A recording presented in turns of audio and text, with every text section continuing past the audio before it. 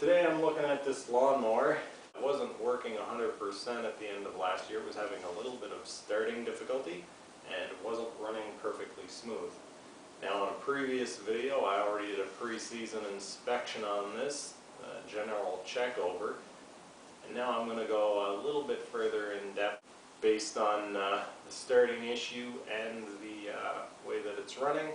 I say that we're going to find a little bit of something inside of the fuel system.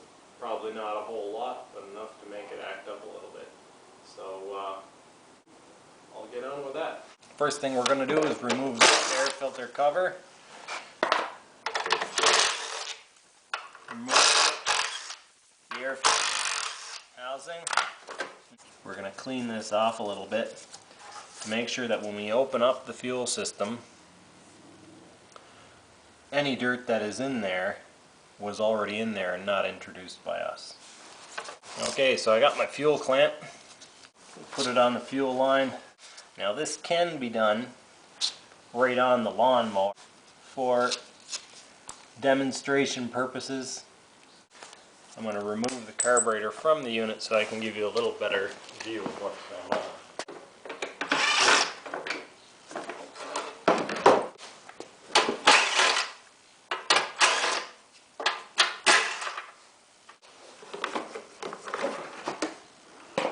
Remove the fuel line.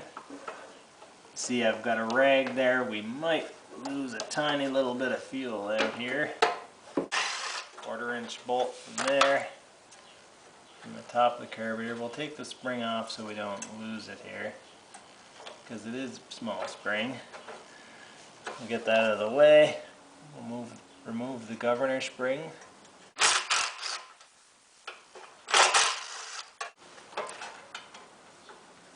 Now, give the carburetor a little bit of a twist and pull it right. I'm going to lose some fuel out of the bottom, so I'm going to hold it over this oil pan.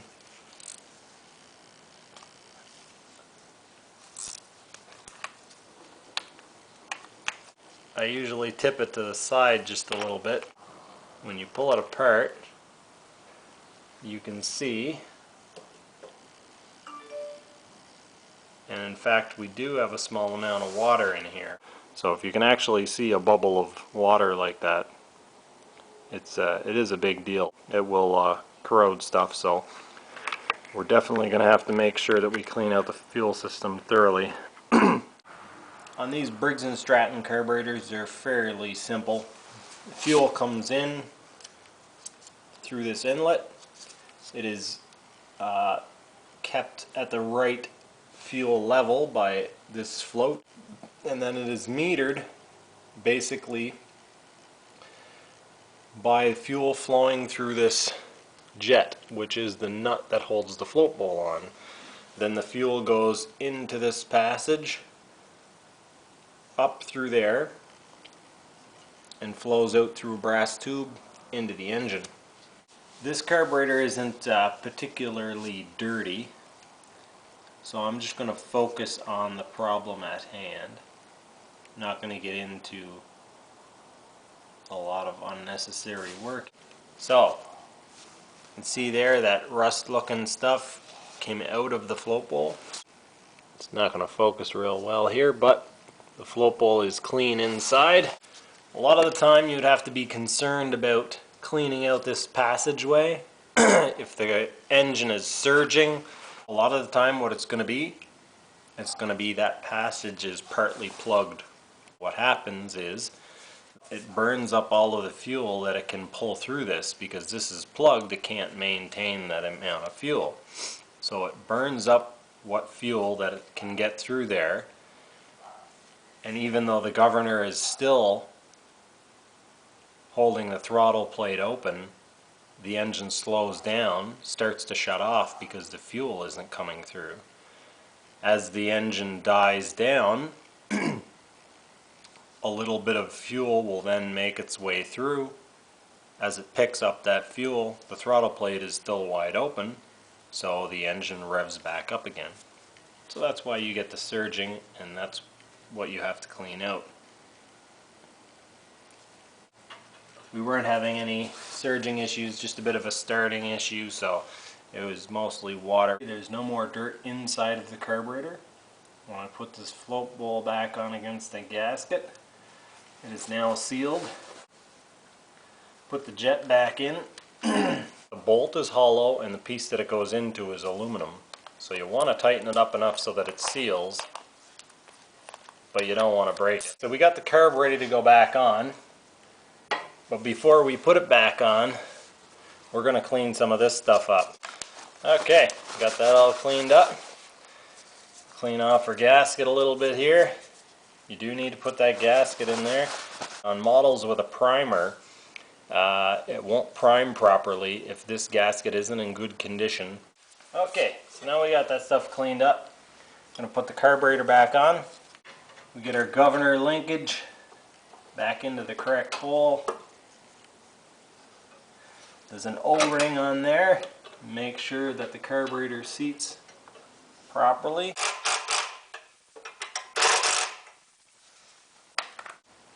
Now we will hook up our governor spring. There's a device on the exhaust that turns the choke off when the engine warms up. So I'm going to take this housing off real quick.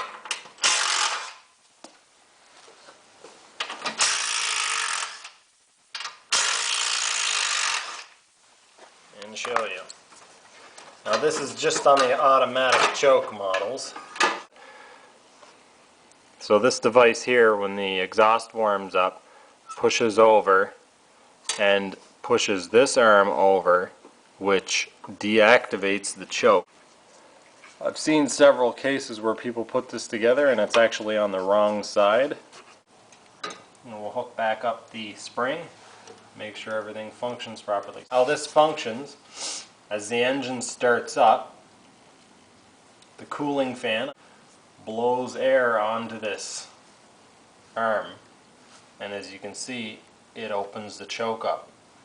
Now once the engine is hot, this arm on the exhaust moves over and holds the choke open. That way when you're trying to start it after the engine's warmed up, you're not starting it with the choke on. Alright, got the fuel tank all cleaned out. Didn't show you guys that because it's pretty boring stuff. But now what we're going to do is add a small fuel filter. We're going to reinstall the fuel line just as it was. Got this fuel tank sitting in place basically where it goes here. I'm going to cut the fuel line. Now we're just going to push that in there.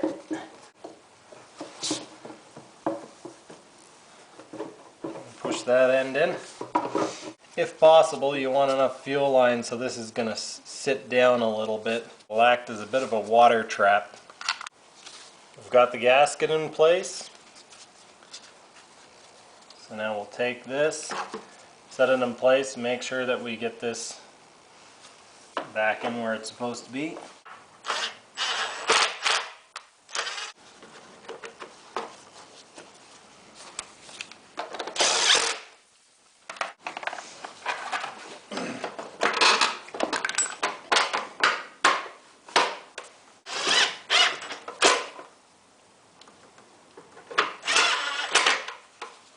And there we have it.